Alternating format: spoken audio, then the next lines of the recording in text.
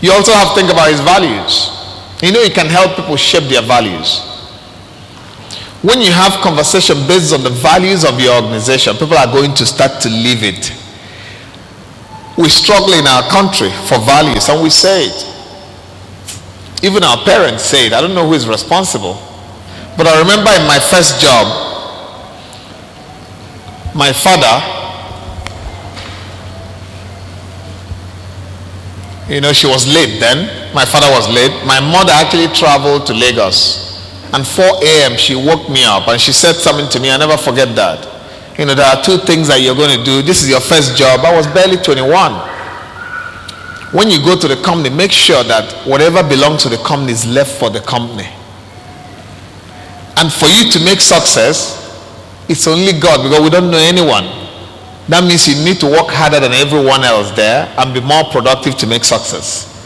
You see that advice? I never forget that. But how many parents say that to their children? I'm not sure. We don't say that enough. And how many of us say that to our staff? How many of us have values discussion with our staff? And values doesn't mean what you say that you don't do. It's what you do. I hear people talk about corruption. A lot of my friends talk about the problem with Nigeria is corruption. I say, no, it's not true. Again, another perspective. Remember, I wrote a book, Another Perspective. Corruption is not our problem.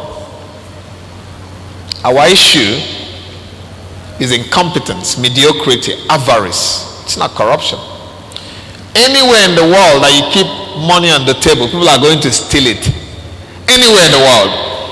In fact, in the US, if they have 10% of the loopholes we have for people to steal our money, they would have sold the country.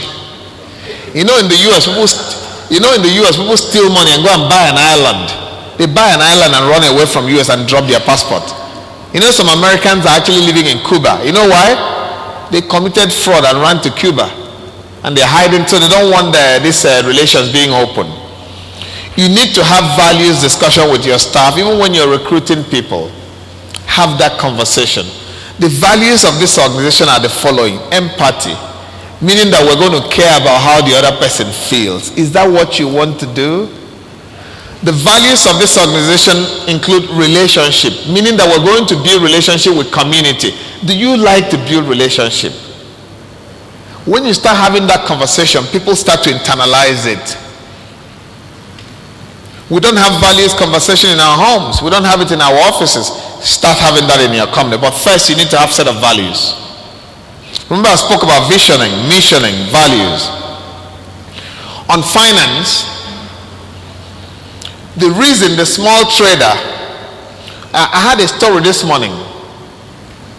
I don't know who goes to Ladikpo. Does anyone know Ladikpo? I'm sure a lot of you drive used cars like me, so you should know. I'll tell you a story about why they are successful, which we don't know.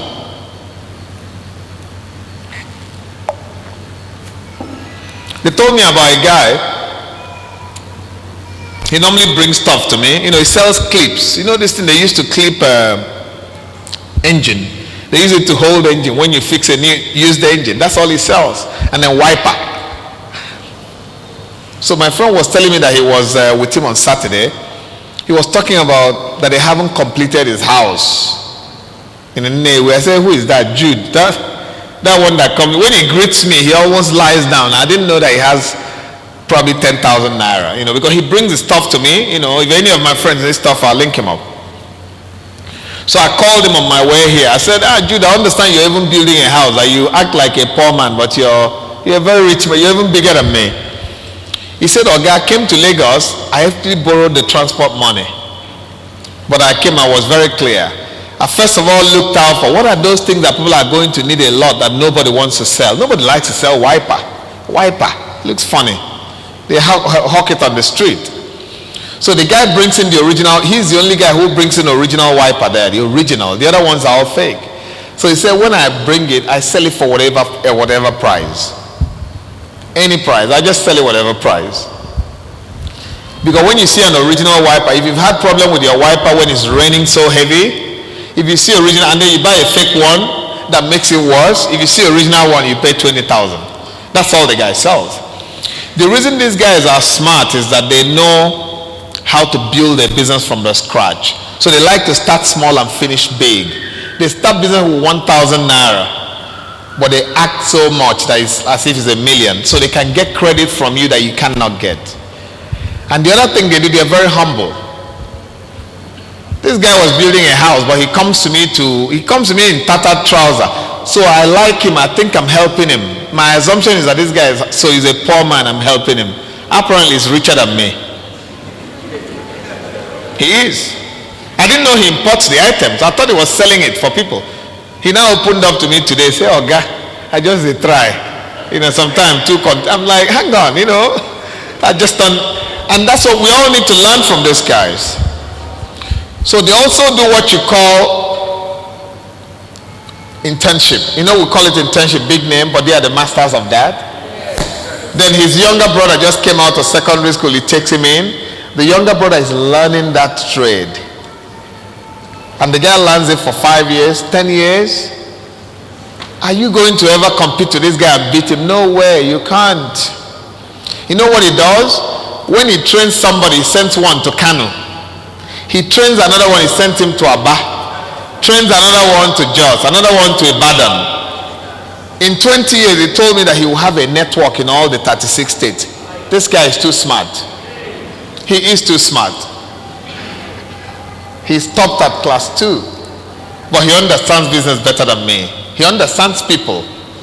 And the other thing they do, they show their staff that has no money. We're living in austere times. So when he's going to market, he's wearing a rubber slippers.